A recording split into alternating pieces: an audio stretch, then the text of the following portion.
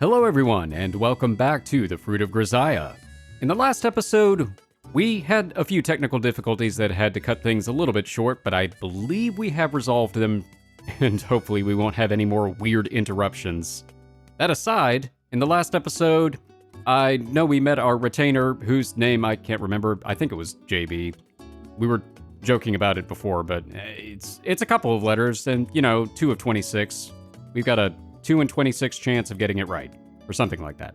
I don't think that's how it works when you have 2 letters. No, it's not, but I'm not a statistician, whatever. Just let's focus on the sexy Soman. The sexy Soman.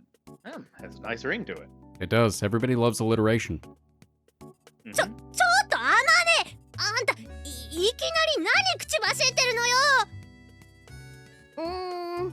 女の武器を使った買収ってやつ？それなら私もやるのよさ。ラ No, you メ can't. ラメって。 What? I'm very confused. もう何なのよこの子たちは。 At least they're not brandishing box cutters at us. That's something. ほら、小峰さん、手が止まってるわよ。すみません。突然授業を休みたいというから何をするのかと思えば、屋上で流しそうめんとはね。That is not the worst thing they could be doing. Not even close. That could be. No, it's not even on the list. No. 季節外れの転校生だけあって考えることが違うわね。Okay. I didn't realize we were that close to the end of the scene. Stupid technical issues. But you never know. Yeah, You that's never true. Unless you've played it before, in which case, none of it's new to you. I've heard it takes about 3 days to get a cat to take to you. Okay. The girl named Irisu Makina got attached to me even faster than that. Yes, this is the same Makina who used to flee the instant she laid eyes on me. I have no idea what changed her mind, but lately it's been quite the opposite, with her approaching me on sight. Does she also happen to rub... Because she thinks you have food. Actually... I was gonna say, does she start rubbing her cheeks up against your leg, too? Just rubs on your shoe and Rub. puts her head in it. Chomp. 今日も暑いね。 Yeah, true. Not that she's particularly talkative. After a small greeting, she tends to just tag along in silence. You want something? 別に。 Good, because I don't have anything. Honestly speaking, getting followed around for no reason like this is a little annoying. That said, there's no reason for me to coldly shoo her away either. You don't need to go to afternoon class? 今日は私の選択してる授業もうないし。 I see. Alright, riveting conversation. In other words, she's probably just bored. The schedule at this school is divided between the core curriculum in the morning and optional courses in the afternoon. It's not rare for a few of my classmates to be lazing around by the vending machines after lunch. That actually doesn't sound all that different from our school, back in high school. Although, Was it? well, it kind of rotated around because I think, what was it? It reversed as you got up in grade level because Yeah. freshman year, you would have the electives at the end of the day, but you would have them at the beginning of the day by senior year. Oh, I transferred in sophomore year. Oh yeah, that's right. Yeah. I forgot about that too. Well, and we didn't know each other until a little bit later too, so that was part of it. Yeah. But yeah, no, I remember like junior and senior. To be fair, I was also a terrible junior and senior, so there's no way I'd be remembering it correctly. Well, everything's elective. Everything was elective for you. Everything's elective. Incidentally, I have 3 lunches and I only take like 1 class. But you passed, sort of. Technically, You graduated. So I did. Yeah. At my beautiful, like, C minus GPA. Doesn't matter. Still graduated. C's get degrees. Yep, true story. If you got nothing to do, how about going back to the dorm and studying? Cats can't read. Exactly. Is what I'd like to say, but come to think of it, I'm also wandering around wasting my free 5th period, so I don't exactly have the right to lecture Makina. Want something to drink? I dig my hand around in my pockets, searching for small change. お金持ってる。 Holding out her right palm toward me to declare it's fine, Makina takes out something that looks like a green stuffed animal from her pocket. Okay. The vaguely frog-shaped thing seems to be a purse, as its red mouth opens wide with the snap of metal bearings. After taking out a few coins, Makina buys a juice box from one of the vending machines lined up in the passage, then returns to my side. Did you just eat the juice? Swallowed it in one bite. No. Just like the frog purse she got the money from. Pulling the attached straw free with stubby, clumsy-looking fingers, Makina pierces it into the juice box and starts to slurp up the contents.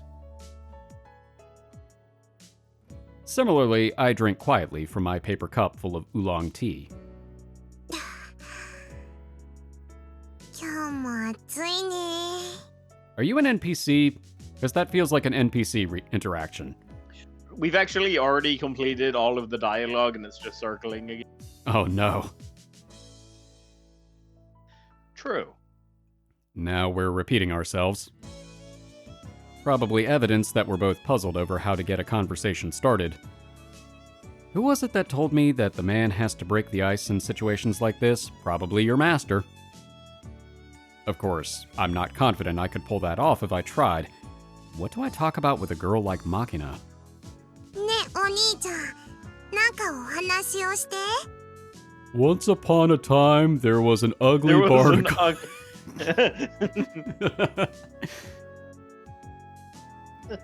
Una vez. Oh man, I love that. I've actually. That is one of the weird projects that at some point I'm gonna do. I'm just gonna learn that story in every language. Yes. Oh, that's amazing.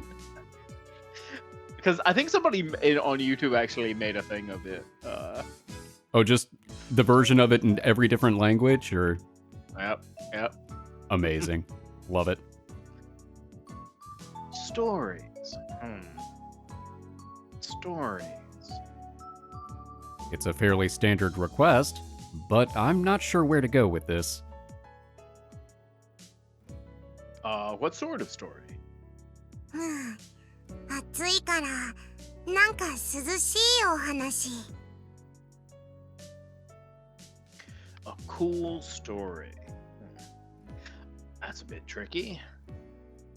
When you're looking for a chilling tale, I think ghost stories are the standard choice. Fortunately, I'm not lacking in that department, a legacy of the time I spent at my old school.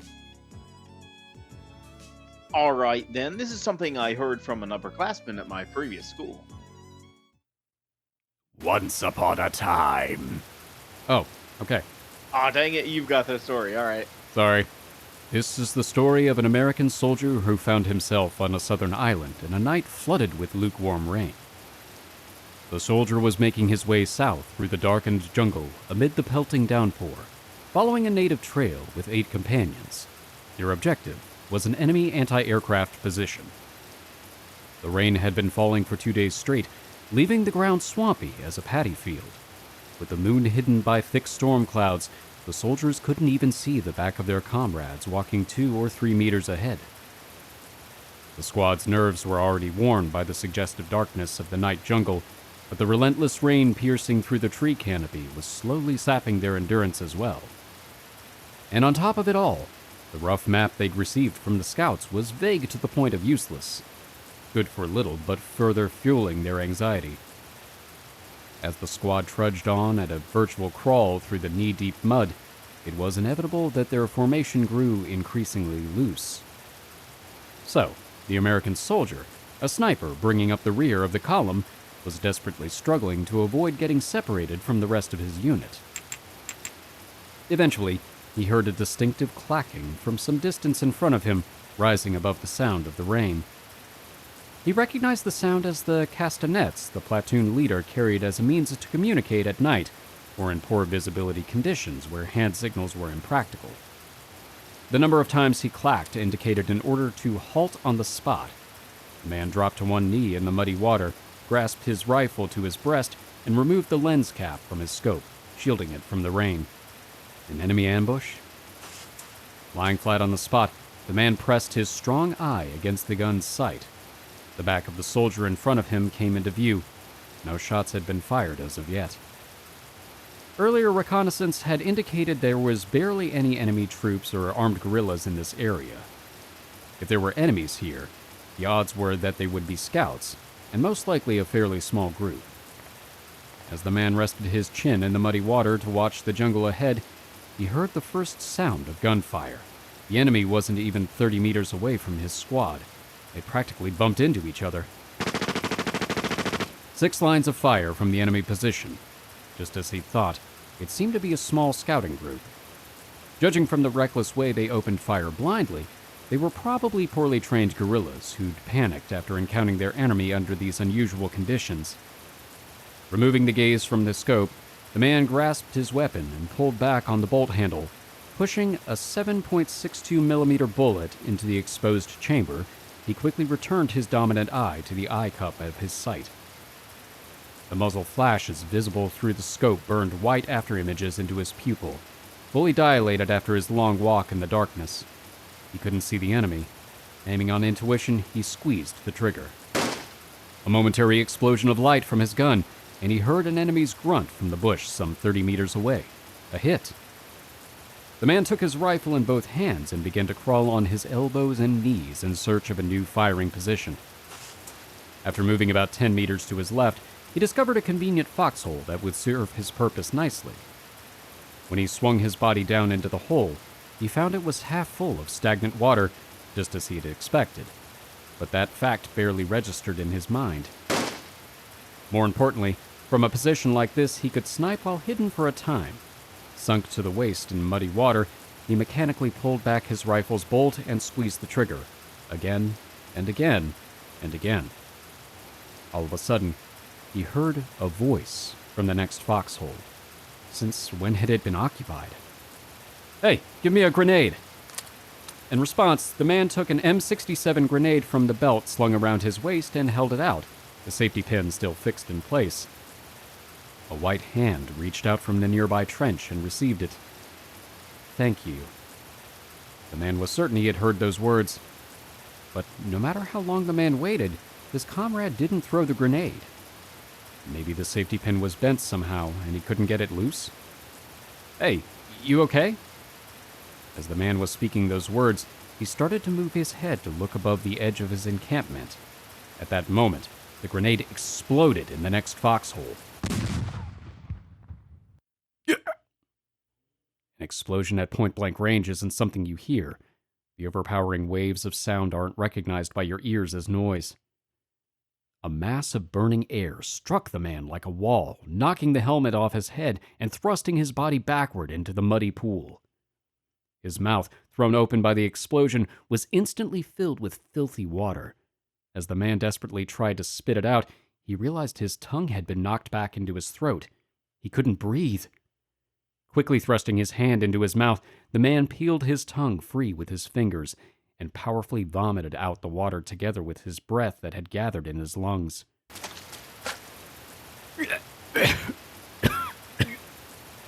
His throat was burning from inhaling the explosion's scorching wind, and he couldn't stop the tears that were pouring down his face. His head felt like it had taken a direct hit from a fastball made of concrete, and his ears were filled with a high-pitched ringing. "Hey, you all right? Get it together!" Curled up in the muddy water with his head in his hands, the man heard the voice of a comrade. At least his eardrums hadn't shattered. He felt himself being dragged up out of the foxhole by both arms. "We've got to move. Temporary withdrawal. Can you walk?" It took all of the man's effort to nod his head. He couldn't see.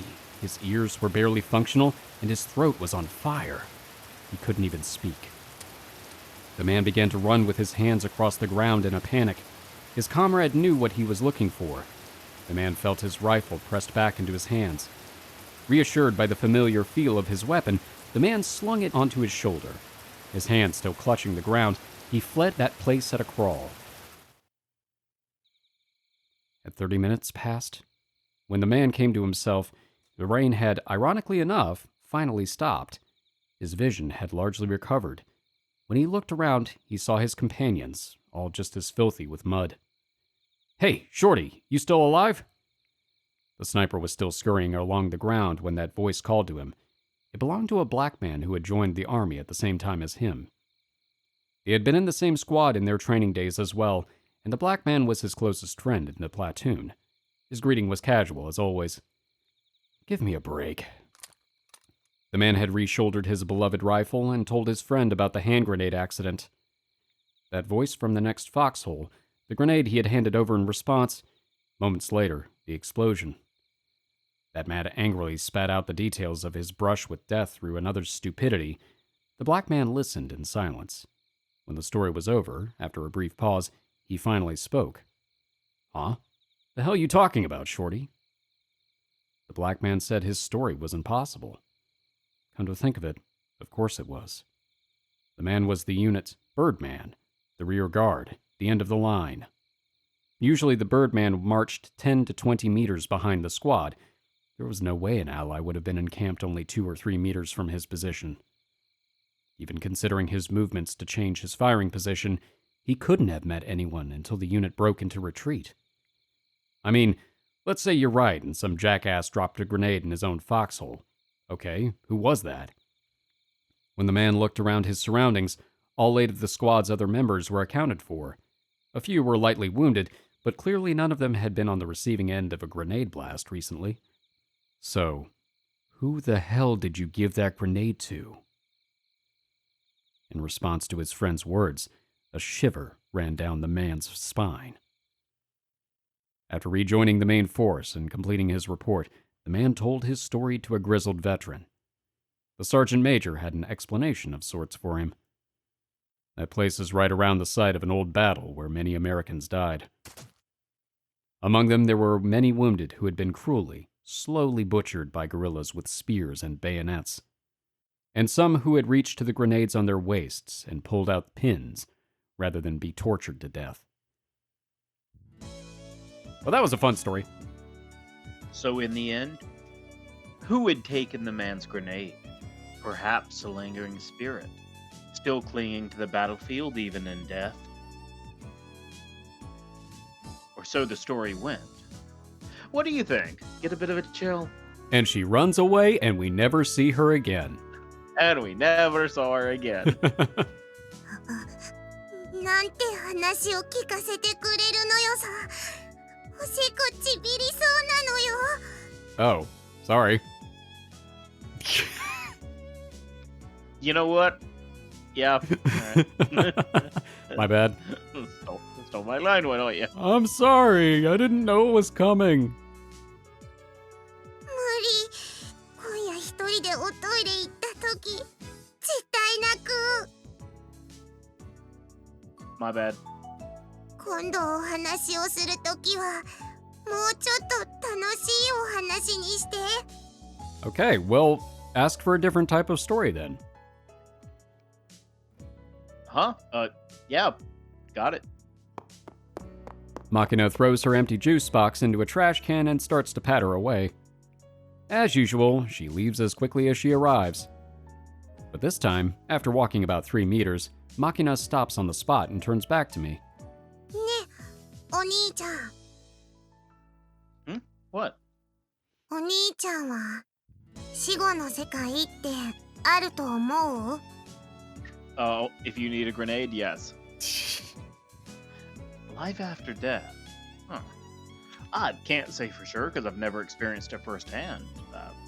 If you believe in it, maybe there is. In the Army, there's a popular story about an afterlife exclusively for soldiers. It's a story that you'll find in the armed forces of pretty much any country. in pretty much identical form. Valhalla?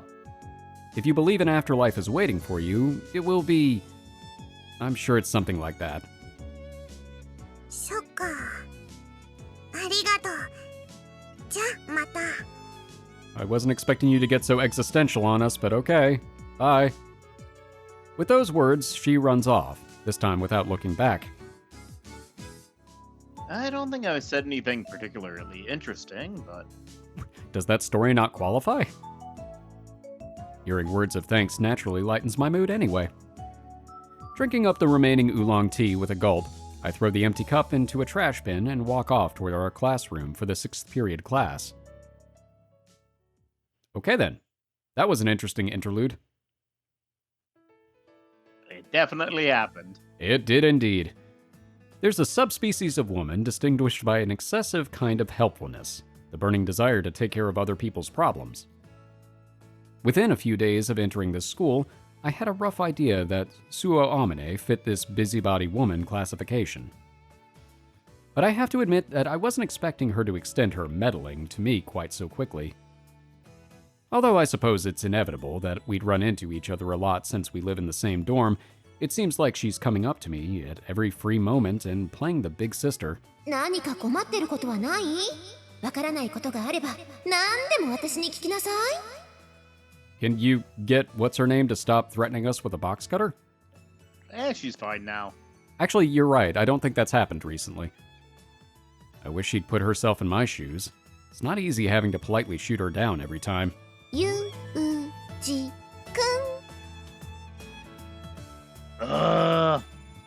Not wasting any time, are you?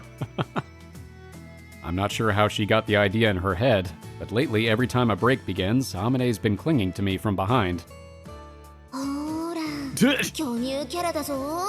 ちょっと垂れてるところがマニアックだぞ。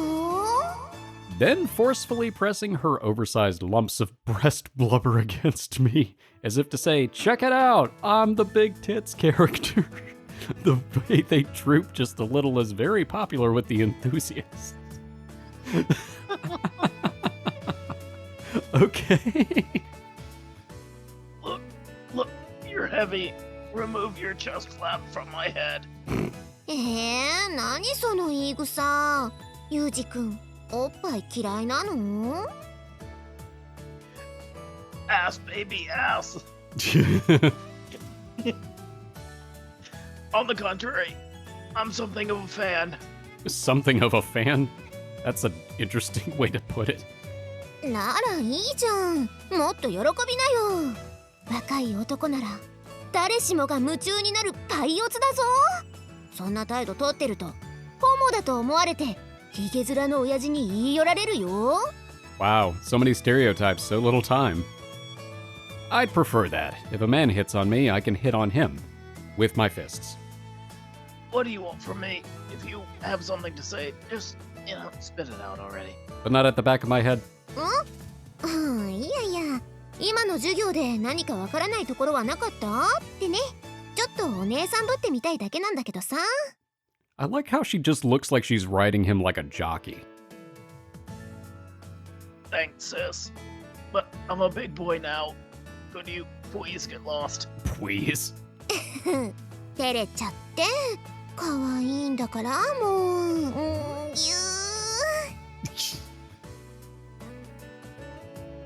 Stop that. I'm a dainty little thing. I'll break more easily than you think. だからこうして優しく抱きしめてるんじゃない。 This isn't a gentle hug, you've mounted him. They say a snapping turtle won't release prey from its bite even if lightning strikes nearby. Amane is a similar beast. Once she clings to me, my only release is the sound of the bell. Oh, so she's Pavlovian. I really thought he was going to say, my only release is the sweet embrace of death. I mean, if this woman kept a pet cat, I'm positive it would go bald from stress within a week. Well, just get her a hairless cat then, problem solved. I'm not confident my own hair will be safe if I allow these assaults to continue. I think it's about time I get my message across, even if it requires taking a somewhat harsh attitude. Amane, that's about enough. Just as I begin to shout, oh, now they tell you, Sakaki appears louder. Sakaki appears with spectacular timing. スオさん、少しいいかしら。Yumiko grimaces at Amane's response. Her glare is expressive. Hi, who are you supposed to be? まあいいわ。次の地歴の授業で使うプロジェクターの準備があるでしょ。ああ、そうか。今日の日直、私とマキナだ。イリスさん一人で準備を始めたけど、放っておいていいの？ごめん、ユージ君。私行かなきゃ。Oh no. Don't mind me. 急いだ方がいいわよ。またイリスさんが機材を壊す前に。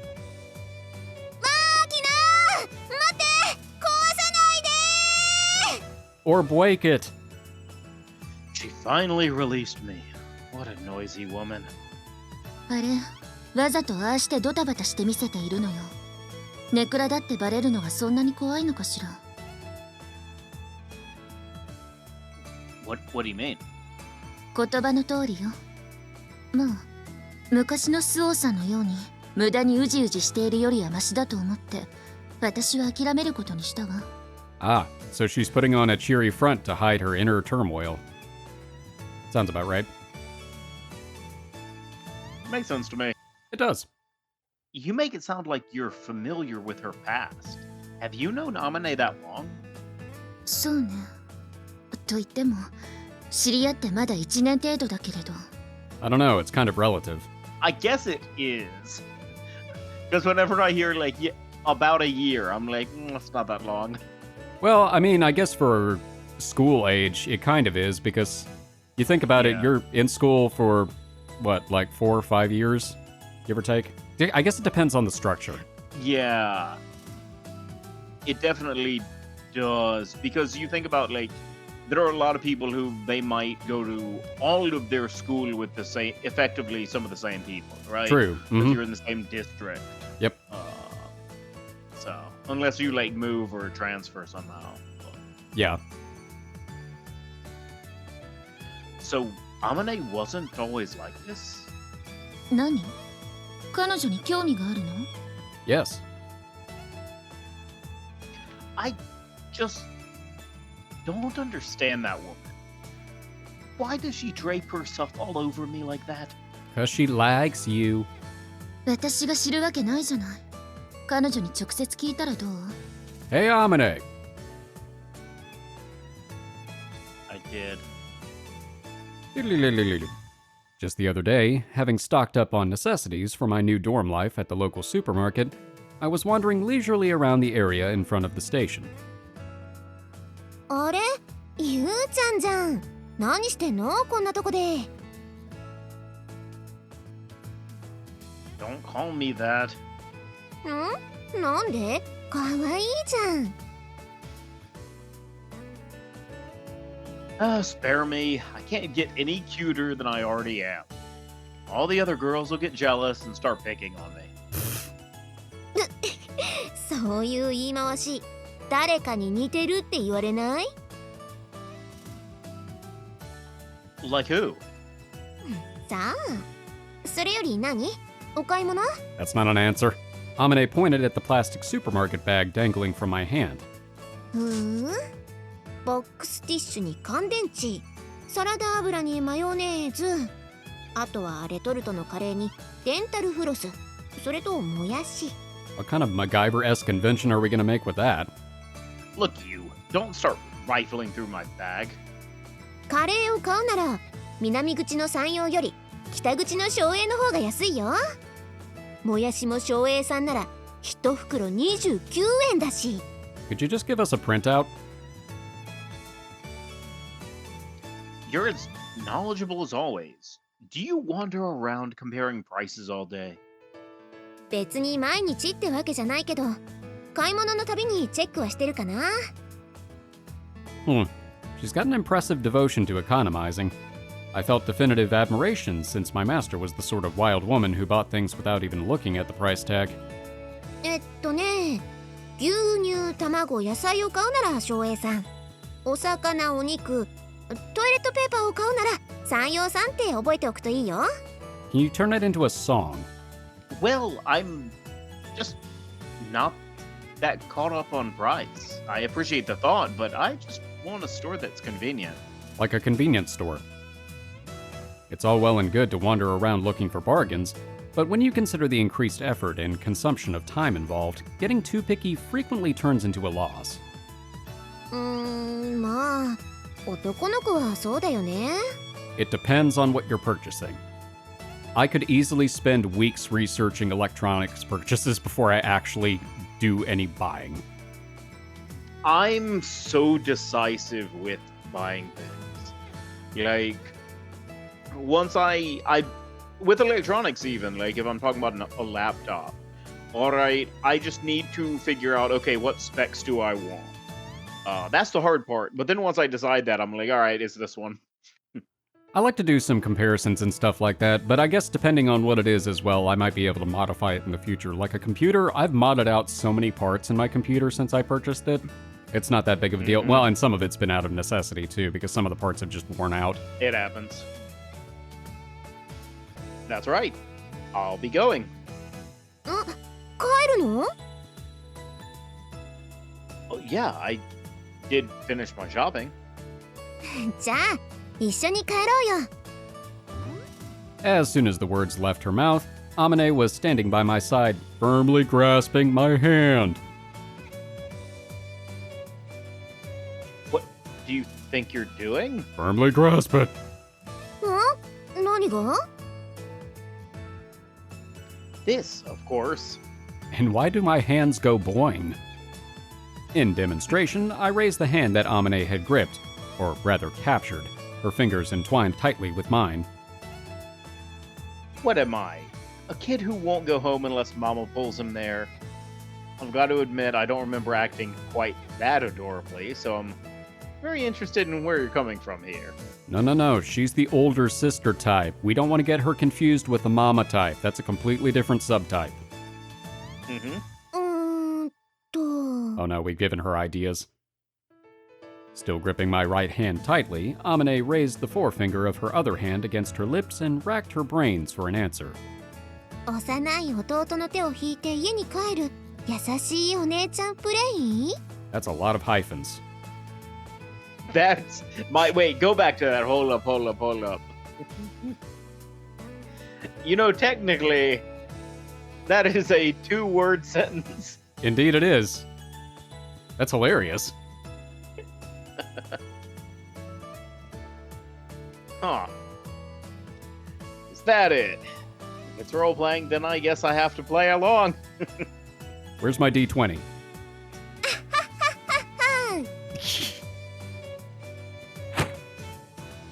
Did you really think I'd say that? Off.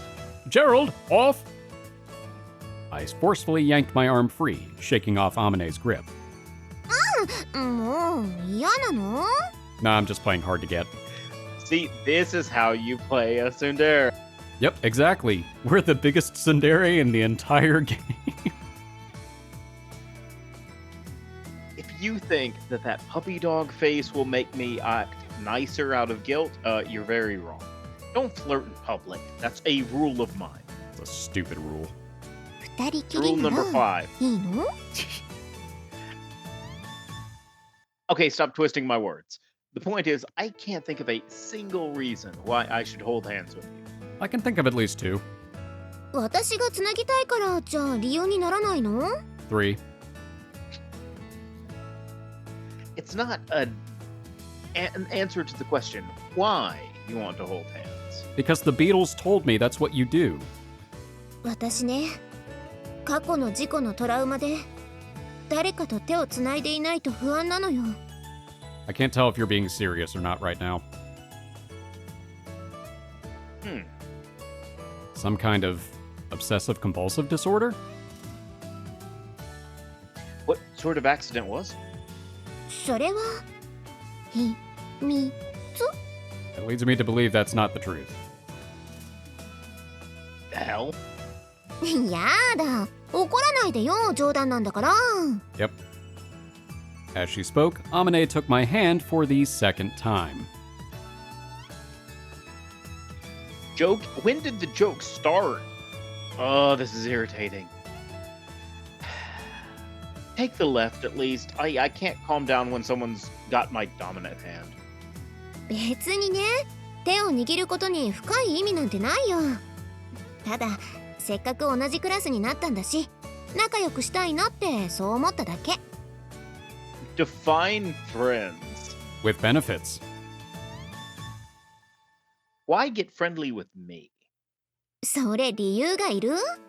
君は子供の頃とか友達を作るのに損得や理由を考えてた？ Well, actually, now that you mention it, Hard to say. Didn't have any. none of them met my qualifications. じゃあ逆に聞くけど、どうして私じゃダメなのかな？ Because the friendlier I get with you, the more censoring I have to do. I wouldn't say I don't. I just want to understand your motive. ならいいじゃない。仲良くしましょうよ。You're a weird one. うちの学校で変じゃない子って一人もいないよ、多分。That's not what the principal said. The principal lied. Yeah. I'm going back. 帰ろう。Having moved to my left as I requested, Amane didn't mess around any further. On our way back, she calmly acted her age. Holding hands really did seem to be enough to satisfy her. Doubts did run through my head. Considering it's only been a day since we met, she's bizarrely friendly. But still, she is a member of our class full of special cases. Despite her relatively normal facade, Amane must have her own unhappy circumstances. This hand-holding may well have some meaning for her. で、彼女の過去を鑑みるに、スキンシップを無下に断るのも気が引けるので、うやむやのうちに黙認していたら、最近富に目に余るほど過剰な I 接触を wouldn't するよう say になってき that た。 second と that word. Well, not yet. Might be a little- Well, I don't know. Yeah. She's been kind of fondling him, actually, a little. Yeah. So, Or almost forcibly getting him to by like laying on him. So yeah. we'll make a detective of you yet. 何を偉そうに。 It's true. Sakaki, what sort of accident was Amane involved in? 知らないわ。 I was about to say, that's a question for her, not for Sakaki. If it's not something you can talk about, I'll leave it alone. そうじゃなくて、本当に知らないのよ。あまり興味もないし。でも、文字通り交通事故だったという話ね。Hmm. A car crash? 何でも、彼女が乗っていたバスが事故を起こして、それが原因で心を病んでいるという話を聞いたことはあるけれど。Oh. That ruins my unicycle joke. 手をつなぎたがる癖があるなんて話は過分にして聞いたことがないわね。So then why was she so persistent about it? だから知らないわよ。彼女視力が悪いようだし、それが原因じゃない？ Wait, her eyesight is bad? Then how does she keep seeing those deals a mile away? Does bad eyesight make you want to hold hands? Actually, that does make sense, because I could see you Actually, trying to get yes. support from people who can see better. Yeah, makes sense to me. 視力が未発達な赤ん坊が何でも口に入れて舌で物体の形状や温度を認識するのと同じで、何でも触ってみないと落ち着かないんじゃないかしら。That comes later. A plausible theory, but I'm having a hard time buying it in her case. In the first place, are her eyes that terrible? 知らないわよ。興味ないって言ったでしょ。I'm wasting my breath talking to you. 気が合うわね。私もたった今、あなたとの会話はつまらないと言おうとしていたところよ。You could have left at any time. I guess we're done here. Or we would be, if I hadn't just spotted Komine Sachi out of the corner of my eye. Hey, Sachi, do you have a minute? はい、なんでしょう。do you know anything in particular about Amane's past? Can you provide me with her dossier? いいえ、私は詳しい話は何も。 Huh, so in other words, nobody knows the full story. あえて聞くような楽しい話題ではないし、自分から不幸自問ができるほどに回復している学生ならいつまでもこんなところにはいないでしょうしね。 Ah, so that's the common thread for why all of the people are here. Okay. True enough. As long as the person in question doesn't want to discuss it, I suppose I shouldn't pry any further. And in the first place, I'm a little dubious that Amane's past really has anything to do with her holding my hand. 何か天音さんが思わず手をつなぎたくなるほどに好かれるようなことをしたのではないですか？ Well, I did walk in on her changing one time. That's taking things in a new direction. Specifically, what do you think I did? How would they know? That is one thing that I will say kind of bugs me about Yuuji as a character. He answers questions with questions way too often. I mean, I guess it's a personality quirk of his, but it's like, how are other people supposed to know the answer to a question that only you would know the answer to? Accurate. そうですね。例えば、天音さんが街でヤンキーに絡まれているところを助けたとか。雨の日に捨て猫の入った段ボールにそっと傘を置いていったところを見られたとかね。Actually. What's so funny? Well, whatever. Neither rings a bell. I have no memories of us being lovers in a previous life either. そんな記憶があったら気持ち悪いわよ。 Rude. この学園に男の人が転入してくるのは珍しいですし、何かこうクラスメイトの男子とそういうデートじみたことがしてみたかっただけなのではないでしょうか。 I can see the logic of that. There's good logic there. Yeah. Huh, you think so? Incidentally, Sachi, does that mean that you've got an interest in holding hands and going on a date with me as well? 手をつなぐこと自体は嫌ではないですし、俺と手をつなげ、デートをしろと、そう強く命令していただければ、絶対に断らないと思いますけど。That'll do, Android. That'll do. I see. Well, thank you for your valuable opinion. I'll find it under, not helpful in the slightest. Jeez. How about you, Sakaki? 私があなたと手をつないでデート？ Right. Got any interest? 困ったわ。どう答えればあなたを傷つけずに済むのかしら。 Emotionally or physically? Yes. I get the picture. Thank you for your compassion. So, in the end, asking around didn't get me anything resembling a clear answer. From what Sakaki says, it doesn't seem like Amane wants to hold hands indiscriminately. The mystery is only deepened. It's still a mystery. 大丈夫マキナ。あそこ狭いからぶつけないようにね。 It's okay, she's also narrow. 大丈 Well, didn't work. 夫。なんで言ってるそばからぶつけるかなあんたは。Well, you know what they say, any car can be a bumper car if you believe. 私はそういう生き物なのよさ。 Just at that moment, Amane enters the classroom pulling Makina by the hand, oblivious to our gossiping. I point my thumb toward the pair and their connected hands. You said Amane doesn't have a habit of holding hands, right? まあ、イリスさんは特別。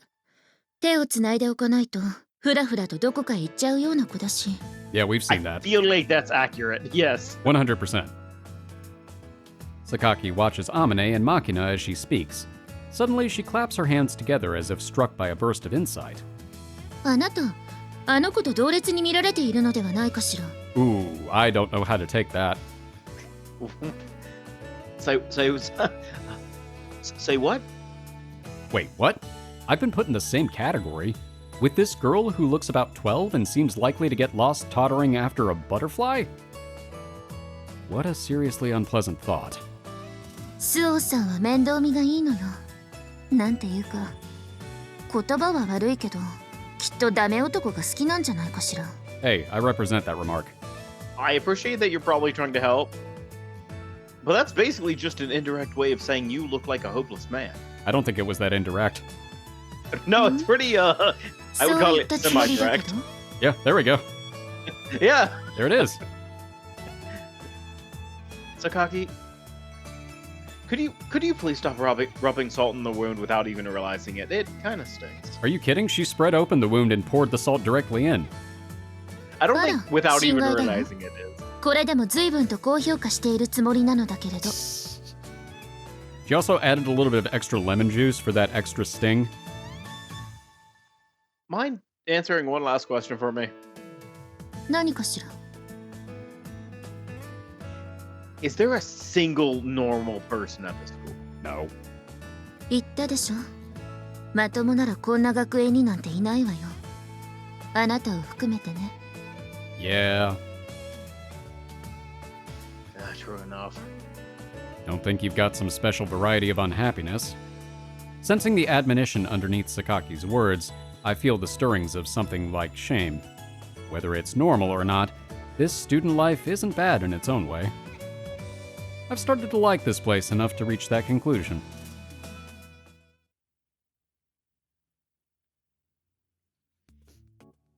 A hobby is a window that gives you a fresh perspective on the world, or so my sister said. But when I was a kid, struggling through my daily life was about all I could handle. I disliked and avoided change, even when it might have brought me something new. So my sister's recommendation was to at least try reading books. That sister of mine was an unbelievably voracious bookworm herself, and she began to push the ones that she'd finished on me. I soon picked up a reading habit, although I didn't find any particular meaning in it at the time. My sister is dead now, as are my parents and my master, yet I'm still reading.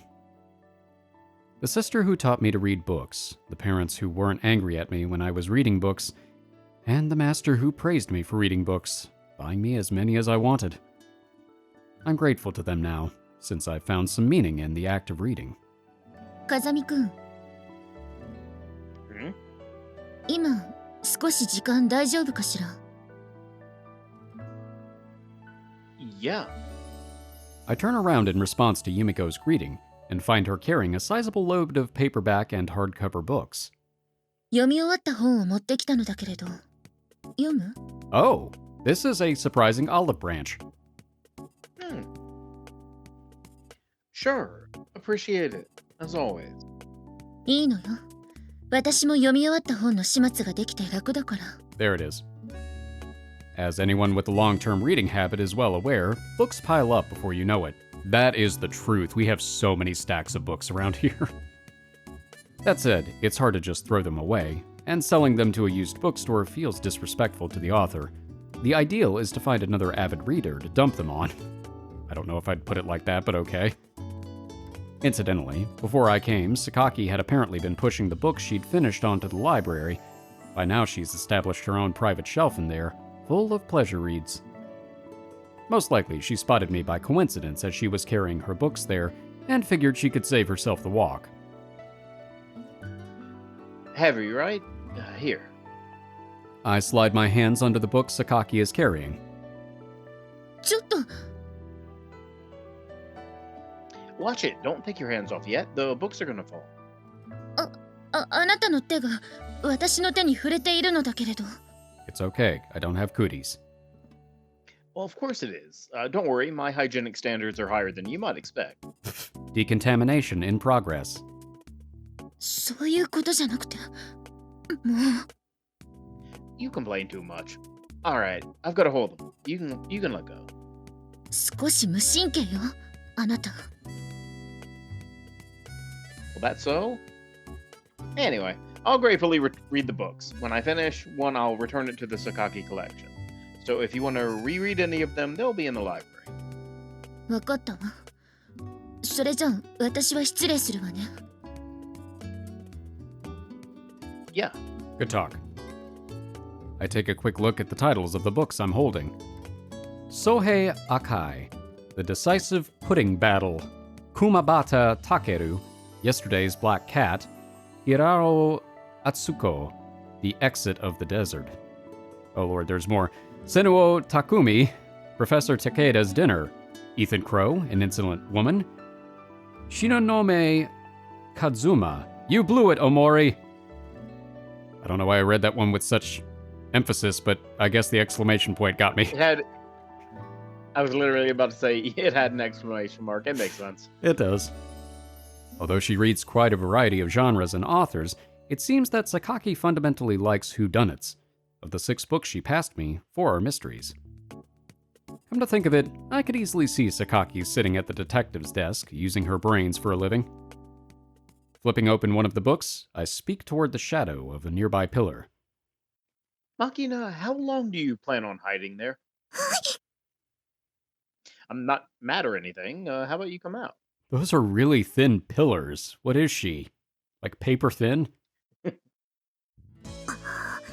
なんで私だってわかったのよさ。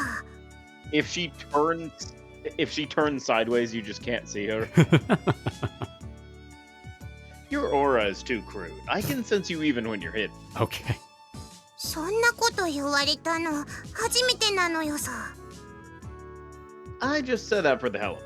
You were casting a shadow on the floor, so I could tell it was you from the height and that shaggy head. Zoinks! 隠れるにしても雑すぎってこと？ Pretty much. Why were you hiding out in the first place? 別に隠れてたわけじゃないのよさ。お兄ちゃんとユミちゃんのお話が終わるまでじっと黙ってただけなのよ。 You don't get along with Sakaki? そういうわけじゃないのよ。でもユミちゃんはきっと私のことあんま好きじゃないと思うのよさ。 Huh. On the other hand, I'm pretty sure Sakaki said something like, I think Irisu-san avoids me on purpose. You're in a state of mutual weariness. Well, I suppose it does happen sometimes. True. Sakaki, a guarded person who doesn't reveal her thoughts easily, and Makina, who feels most secure when she's burrowed her way into someone's heart. Their personal comfort zones may be incompatible. Well, it's foolish to expect everyone to get along. A long time ago, I knew a guy who hated and nothing anyone said could get him to change his mind. Sakaki Yumiko and Irisu Makina. There's no need to forcibly push them together, but in their case, maybe a mutual compromise is called for. I don't think Sakaki dislikes you, Makina, so try not to hate her yourself. だから別に嫌ってないし。ただなんていうか、何を話していいのかもわかんないし。 I feel like that shouldn't be that big of a problem because we went through an entire conversation earlier of nothing. That's true. The best conversations are usually about nothing. I see. むしろ逆に聞くけど、お兄ちゃんはどうやってあの気難しいユミちゃんと年頃な間柄になったの？ Persistence. Well, it's not like we're particularly close, but we have common interest in books, so I guess that helped get things started. Of course, I get the idea Sakaki mostly views me as little more than a convenient book disposal. After all, it's hard to say you're friendly with someone who scowls so bluntly just because your hands touch. Makina, do you have any hobbies? 趣味？そうね。強いて言えば散歩ぐらい？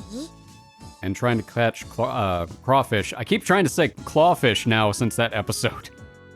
Damn it. Solo? 大抵一人で。 Oh, that's not good. なんでさ、一人遊びってなんかちょっとエッチっぽくてよくない？ Well, when you put it like that. You know. No. Also, no. あれ？ At the company I work at, solitary hobbies are fundamentally discouraged. They place a lot of stress on keeping up some form of communication with others. When it comes to the interests of the employees, the basics are alcohol, women, and gambling, but it's a bit difficult to own up to that in front of the boss. Therefore, when asked, some of them just came up with a safe-sounding conventional hobby like shogi or go. When the superiors reacted favorably to those answers, the end result was that the hobbies column in the employee survey data recorded an overwhelming number of shogi buffs. Although going with the flow is pretty much the defining Japanese characteristic, it's still something of a pathetic story. Well, having given them a nice, safe hobby like reading myself, I guess I can't say too much. That was an incomplete thought, so he just gave her an answer to something that he was discussing in his head. Yes. Exactly, there we are. Nothing, just talking to myself. Incidentally, once you're the one giving the surveys out, in other words, an executive type, the hobby of choice would be gardening, not something you can do when you're living out of a barracks. 趣味ってそんなに大事？ Yeah, it's better to have some interest than not, even if they're really worthless. For example, the aforementioned employees and their wine, women, and song. Even then, if they can help you find a single common interest with someone, your hobbies are worthwhile as social lubricant, even if they're worthless in every other respect. Jeez. I mean, look, there's absolutely hobbies that basically they're good for getting to know people, but like they don't really have practical benefit. Yeah, that's true, but I don't know. I think anything that's kind of a source of entertainment or it brings a little bit of joy to your life is practical in a different sense. But yeah. I agree. This is something I heard from secondhand from a senior employee at my job, but sometimes you get cases like this. Here we go again. Ha ha ha! Boy, there's a lot of this. This is a story about a man who took a business trip to Gifu Prefecture. It was a group expedition with the purpose of field testing new equipment that had just been deployed throughout his company. At the time, the man in question was a new employee, not even out of his training period. Nonetheless, he found himself taking a long, bumpy ride into the mountains on a company bus, accompanied by the chief of his special department. The man didn't have the first clue as to why he'd been selected for the trip, let alone why he'd been expected to, or what he'd be expected to do on it. To make matters worse, he was sitting next to a powerful superior he barely knew. In short, the man was about ready to vomit from sheer terror and anxiety. He fought desperately to keep calm, but his face was as pale as a sheet. The bus finally reached its destination at the foot of Mount Kinka in Gifu after many unpleasant hours. But the man's relief was temporary, as his boss informed him that they would be attending a large banquet in a high-class inn that night. Corporate banquets were basically a cruel kind of talent show. New employees were expected to perform some skill for the amusement of the gathered VIPs. Yeah, that sounds right. The newbies from each department mounted the stage one after the other. Quite a few croaked out popular karaoke ballads with stiff faces, but there were also some pretty competent juggling acts. Even one stand-up comedy duo, which got some laughs doing imitations of superiors. The man watched the other acts with a fluttering heart. His turn was approaching fast, but he was basically a walking, breathing lump of artistic incompetence, an asocial type without a single talent worth performing in front of others. Just as he was wondering whether he could escape by pretending a sudden illness, the man was practically kicked out onto the stage by the senior employees.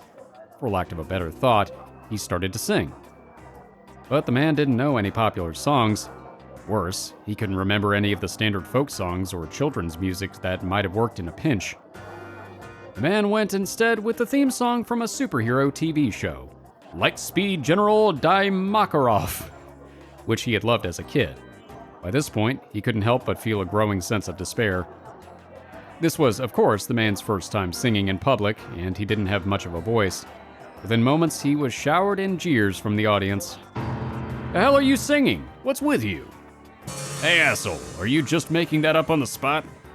That's enough, get off the stage, you suck! Although he wasn't the type to break down in tears, the man felt a deep urge to dig himself a hole and crawl into it. Only sheer stubbornness carried him through to the last humiliating note. When it was over, the man quickly bowed from the stage and raced back to his seat. On the walk back from the stage, the man had a thought. I wish I'd learned a popular song or two. つまりカラオケが趣味だったらいらん恥をかかずに済んだってお話 Sort of? Well, if you look at it that way, you're right, but the story isn't over yet. Oh boy. Here we go again. Yeah. Wow. With the equipment test wrapped up, the man had returned with his new assignment at a branch office in Shizuoka. I have no idea if I'm saying these names right. They are throwing so many at me. Someone called out to him as he was dealing with the transfer paperwork. So, you were the newbie who sang Makarov at the banquet in Gifu? The man's breath caught in his throat. He'd figured out by now that the main job of his superiors was to flaunt their authority by picking at the smallest mistakes and then rubbing his nose in them.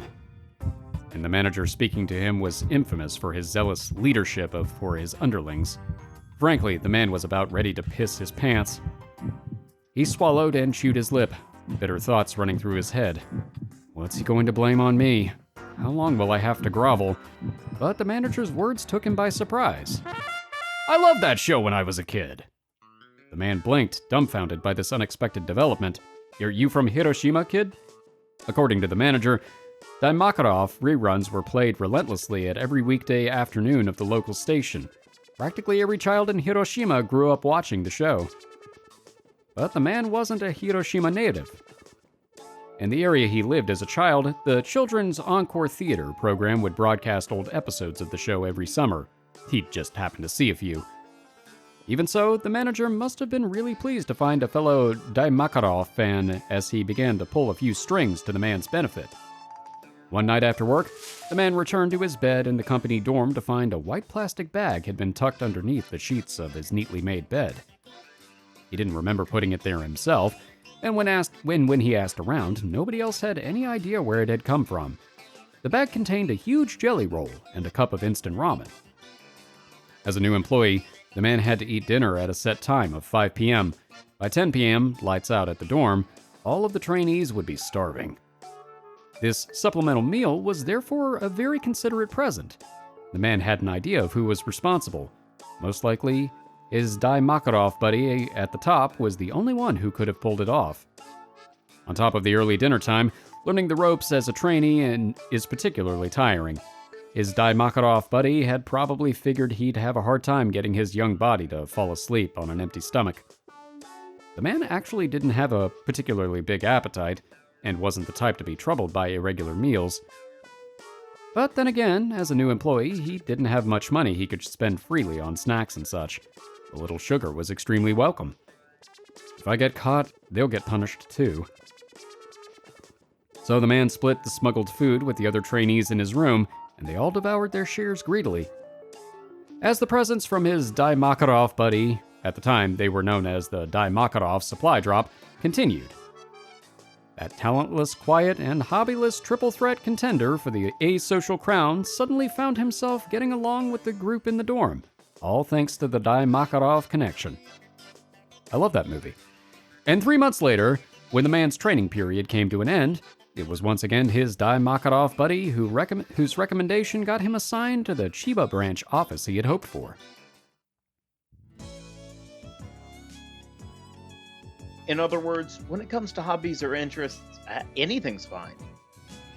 Finding friends you can talk about some common interest with is a really valuable thing. Sometimes something that small can be a trigger for gaining a huge leg up in life. That's the moral of the story. I feel like we could have summarized that moral so much quicker. なんかよくわかんないけど大マカロフって大きなマカロンみたいで美味しそうなのよ Oh my god. You know what? It was all worth it for that. It was. That was good payoff. I thought it was a pretty meaningful story. I guess it didn't get across. Not quite. 要は一人で散歩したりお人形さんごっこしてばっかいないでいろんなこと経験しとけってことなのね。 I mean, you could play dolls with somebody else. Well, more or less. When you're young, you should mess around with all sorts of stuff. Just try to find something that grabs you, even if it's stupid crap. お兄ちゃんは今なんか夢中になってることあるの？ Amane. After all that spacing out, that's a pretty sharp question. I glance down toward the pile of borrowed books I'm holding in my hands. I suppose right now, I don't have anything other than reading that really qualifies. ロールケーキ食べたいね。 Good talk. You aren't really listening to a word that I say, are you? Well, not that I need to. I kind of feel like she is listening. She just, like, she's absorbing all of the information, but what comes out of her mouth has nothing to do with it. Correct. That is exactly how I interpret it. だってさっきのお話で出てきたロールケーキって単語が気になっちゃったのよさ。あとマカロン。 I gotta go somewhere to see the macaroon man. I got a craving. Go get Amane to make something. ぜひそうしよう。お兄ちゃんも後でアマネーのお部屋においで。一緒におやつ食べようよ。 If it gets me a CG, I'm in. Yeah, if I'm in the mood. じゃあまた後でね。 Okay, bye. I see. I learned my own lesson from this conversation. If there's a mention of food in the middle of a story, Makina won't remember another word. I'll have to be more careful next time. Fair. Well, I think this is a good spot to stop this episode. Hey, and we didn't have any technical issues except for that one webroot pop-up that I will fix in editing. Well, that was an interesting episode. We had a lot of various story times that I feel like didn't necessarily need to be. But that's okay. It's helping me practice my cold reading skills. Boy, I feel like you were just kind of sitting on the bench for a lot of this. Sorry. Yeah, I was laughing on the other end of it. Don't worry. I think that's all I've got. Do you have anything? Nope. All right. Well, thank you all so much for watching. We hope you've enjoyed this episode, and we hope to see you in the next one. For now, we are the Bridge Boys, signing off.